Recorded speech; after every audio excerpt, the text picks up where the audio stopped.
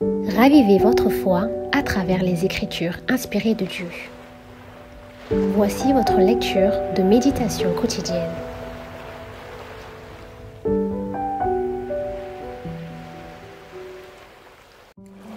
L'éducation, la culture intellectuelle, l'exercice de la volonté, les efforts humains ont tous leur sphère légitime, mais ici, ils sont impuissants.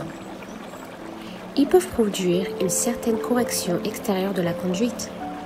Ils ne sauraient changer le cœur, ni purifier les sources de la vie. Pour ramener l'homme de l'état de péché à celui de la sainteté, il faut une puissance qui agisse du dedans. Une vie nouvelle qui vienne d'en haut. Cette puissance, c'est Jésus. Sa grâce seule peut vivifier les facultés inertes de l'âme humaine et attirer celle-ci vers Dieu et vers la sainteté. Le Sauveur a dit « Nul, s'il n'est né d'en haut, s'il ne reçoit un cœur nouveau et des aspirations nouvelles qui l'entraînent vers une nouvelle vie, ne peut voir le royaume de Dieu. » La notion d'après laquelle il suffirait à l'homme de travailler à développer le bien qui est en lui par nature est une erreur fatale. L'homme animal ne reçoit pas les choses de l'Esprit de Dieu car elles sont une folie pour lui et il ne peut pas les connaître parce que c'est spirituellement qu'on en juge. Ne t'étonne pas de ce que je t'ai dit. Il faut que vous naissiez à nouveau. Il est écrit, touchant Jésus-Christ, la parole, elle était la vie, et la vie était la lumière des hommes. Son nom est le seul qui ait été donné parmi les hommes, par lequel nous devions être sauvés. Il ne suffit pas d'entrevoir la bonté de Dieu, sa bienveillance, sa tendresse paternelle. Il ne suffit pas de discerner la sagesse et la justice de sa loi, de constater qu'elle est fondée sur le principe éternel de l'amour. L'apôtre Paul avait connaissance de tout cela quand il disait « Je reconnais que la loi est bonne, la loi est sainte, et le commandement est saint, juste et bon. » Mais il ajoutait dans l'amertume de son désespoir « Je suis charnel, vendu au péché. » Il soupirait après une sainteté et une justice qu'il se sentait incapable de réaliser, et il s'écriait « Malheureux homme que je suis, qui me délivrera de ce corps de mort ?»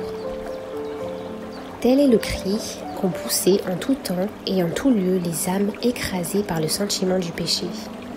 Pour tous, il n'y a qu'une réponse. Voici l'agneau de Dieu, qui ôte le péché du monde. Contemplez-le. Nombreuses sont les images par lesquelles l'Esprit de Dieu s'est efforcé d'illustrer cette vérité, afin de la rendre claire aux âmes qui désirent être affranchies du fardeau de la culpabilité.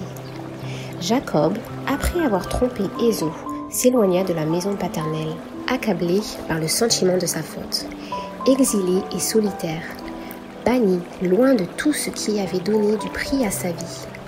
Ce qui l'accablait, c'était le sentiment que son péché l'avait privé de la communion de Dieu et qu'il était abandonné du ciel. Entouré de collines silencieuses, la voûte étoilée au-dessus de sa tête, il se couche désolé sur le sol, nu, pour y passer la nuit.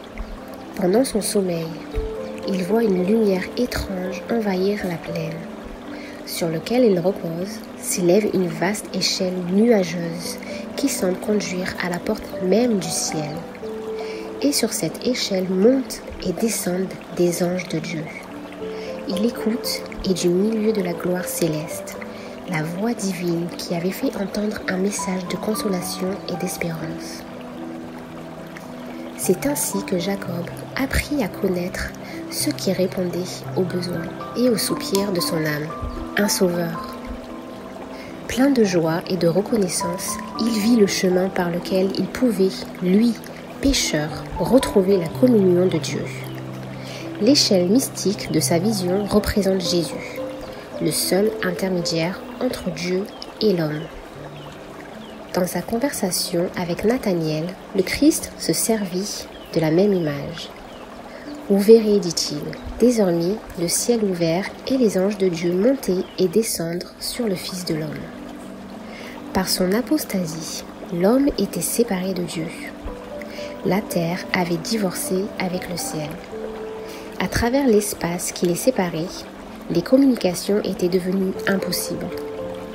Mais grâce à Jésus-Christ, la terre a été de nouveau reliée au ciel.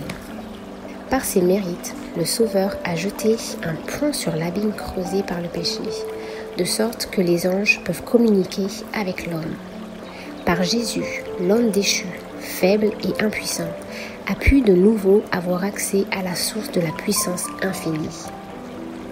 Mais c'est en vain que l'humanité rêve de progrès, en vain qu'elle travaille de son relèvement. Si elle néglige cette source unique d'espérance et de salut qui lui est offerte.